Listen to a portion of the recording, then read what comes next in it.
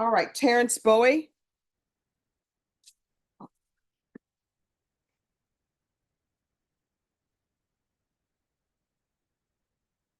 But before we start, can I ask you, that's a letter from his employer that was emailed to me yesterday evening. All right.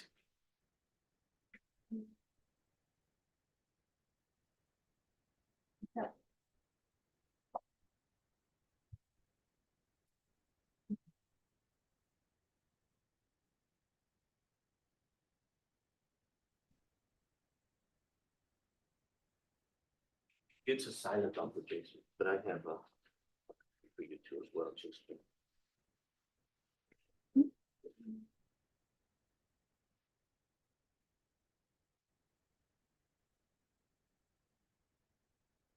I'm sorry, if you all will just give me one moment. Yes, ma'am.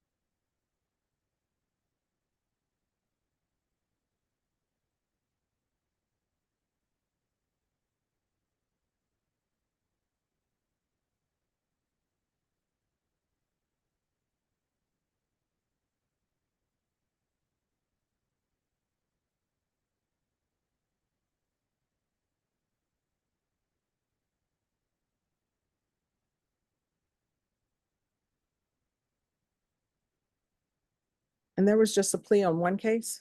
Yes. It was a plea on one and TIC the other, I believe. So we have two pleas and then one TIC. Okay, Was it? separate? yes, it was. I'm looking now. It's the 8727 and 8725. 8726. Yes.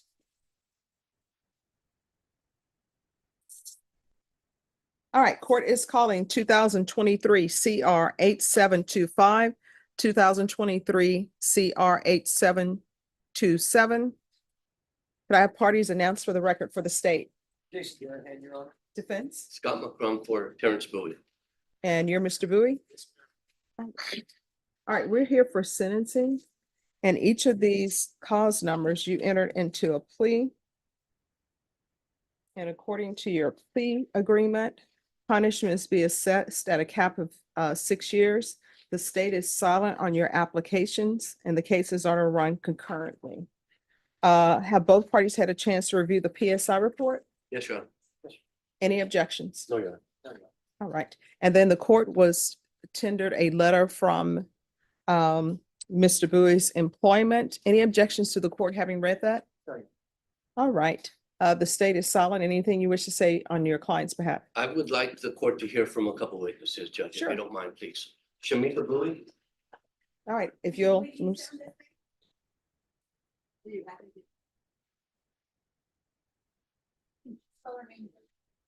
It's Bowie, Bowie. Okay, sure. We'll, SHEMEKA. all right. Can you raise your right hand for me, please? Do you solemnly swear and affirm the testimony you give will be the truth and nothing but the truth, so help you God? Yes, ma'am. All right, you can lower your hand, state your name for the record. Shamika Boone. All right, thank you. Thank you, Your Honor. Miss Bowie, how are you related to Terrence? That's my nephew. And where do you live, Miss? I live maybe 5 minutes away from him. And where are you employed? Where do you work? Semester ES Suites downtown. And talk to, I don't want to go way too far back, but like, let's say like the last year and a half, your relationship with Terrence and your interactions with Terrence. Briefly tell the judge how much of your life he's a part of. Well, a practically watched him grow up. I lost my husband 3 months ago, and he's been my support system. Me and my 11-year-old daughter, he comes and fix things at the house. Just, he's been my major support system to help me get through the death of my husband. He goes to the grocery stores for me, fixes my car when he don't know what he's doing. But he's a major help to me and my 11-year-old daughter. How frequently do you call on him for some help in one way or the other? Pretty often, because I'm depressed a lot with the loss of my husband. So I call him pretty often, pretty much every other day, sometimes 2, 3 times a day. That you need something or would like some help? Yes. And is most he definitely. always responsive to that? Every time. What about before you lost your husband? When I understand your husband was ill for quite a while? Yes, sir. What was Terrence's interactions with you and your husband during that period that he was ill? Well, he would come over there to give me like a 20, 30-minute break and sit with his uncle and just help me out with him and things like that. He'll push him in the wheelchair outside when he was able to sit in the wheelchair.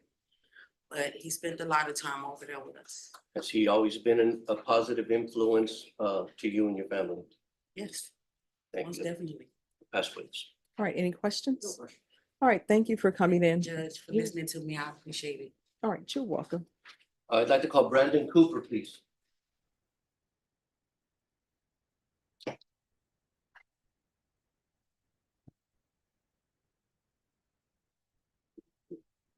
All right, can you raise your right hand?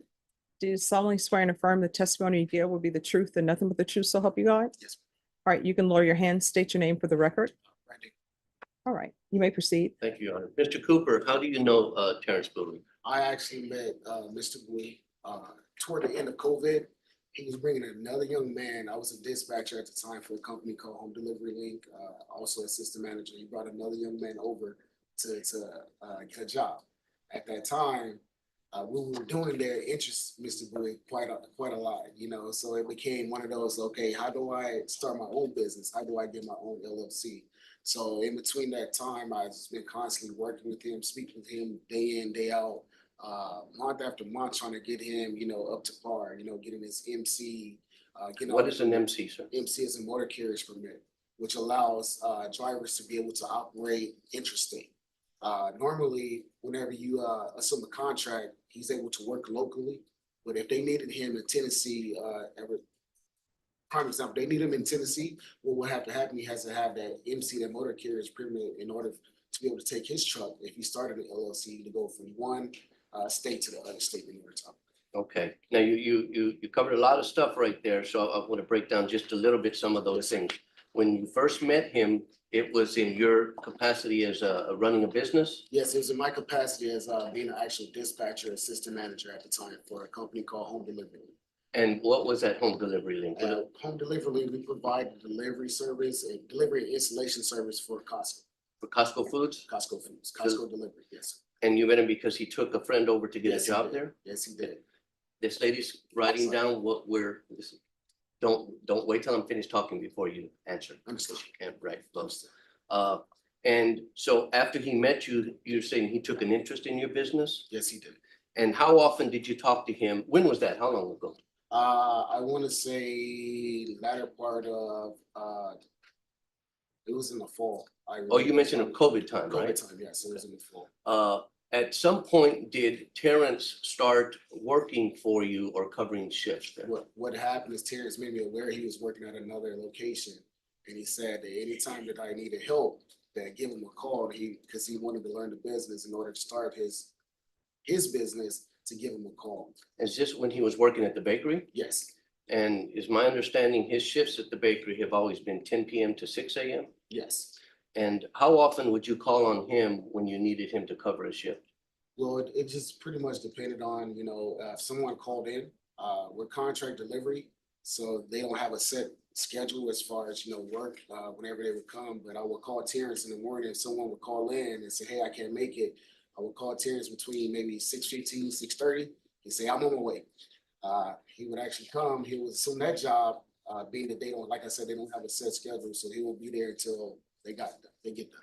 That's with your company. Yes, And he would go in after a full shift at the bakery all night, 10 p.m. to 6 a.m. Then he would go over and help you cover a shift and work that whole day. yes. How often would he do that? I wanna say in a month's time, and it's really depending on the frequency of whoever's not there. So one time, it'll probably be 4 to 5 times. So a lot of times over the last couple of years, Yes, that he'd go in and work shift after he worked a Yes. whole night shift. Have you kept in contact with him other than just covering shifts? Have you gotten to know him? I have. He's always, he'll call, whenever he hears about another contract or, an opening or something like that, he will ask, you know, do you know about this location?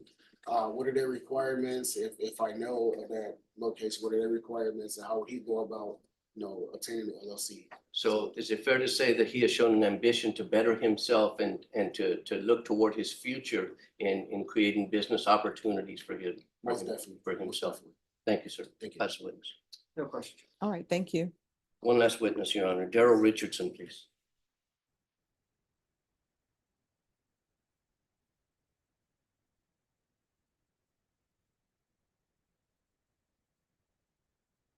Right here, sir. Can you raise your right hand? Do you solemnly swear and affirm the testimony you give will be the truth and nothing but the truth, so help you God? All right, you can lower your hand, state your name for the record, please. All right. Thank you, begin. Judge. Mr. Richardson, how do you know Terrence Boone? He's my next door neighbor, How long have you lived next door to him? like 2 years. And are you employed, sir? I know, but disabled. Disabled? I'm sorry. Disabled. Just move up a little. Disabled.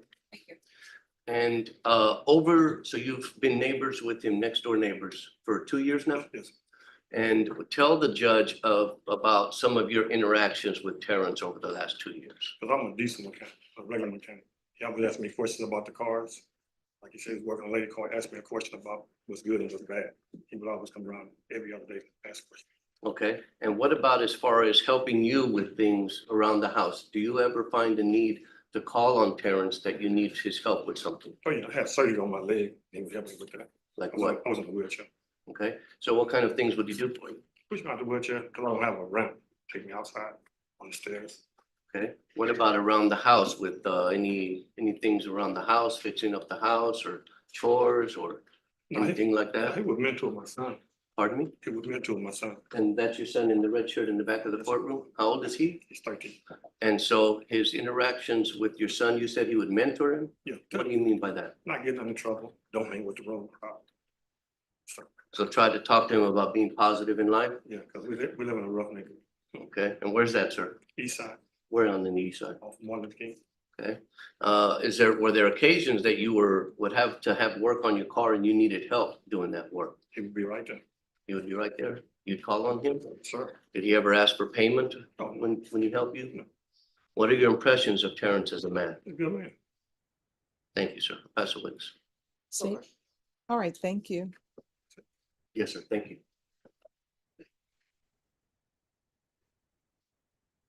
Judge, the pre-sentence accurately reflects Terrence's history. So this is what I want to know, and this is the $1,000,000 question. Yes, ma'am. Why is he in custody? The bondsman went off his bond. They couldn't contact him, is my understanding, right? And that's 3. Is it because the bondsman went off the bond? Yes, ma'am. You Oh. called, you had called and I went up there immediately right after. And I went Friday too. Oh, well, let me have you raise your right hand. Do you solemnly swear and affirm the testimony you give will be the truth and nothing but the truth, so help you God? Yes.